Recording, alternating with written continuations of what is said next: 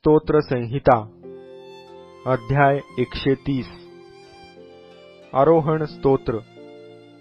हे परमेश्वरा, मी शोकसागरातून तुझा धावा करीत आहे। हे प्रभू, माझी वाणी ऐक। माझ्या विनवणीच्या शब्दांकडे तुझे कान लागोत।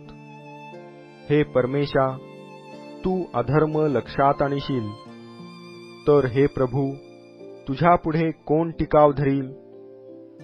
तरी पण लोकांनी तुझे भय धरावे म्हणून तुझ्या ठाई क्षमा आहे। मी परमेश्वराची अपेक्षा करीतो, माझा जीव अपेक्षा करीतो आणि मी त्याच्या वचनाची आशा धरितो। पहाटेची वाट पाहणाऱ्या पहारेकऱ्यांपेक्षा माझा जीव प्रभूची अधिक वाट पाहतो।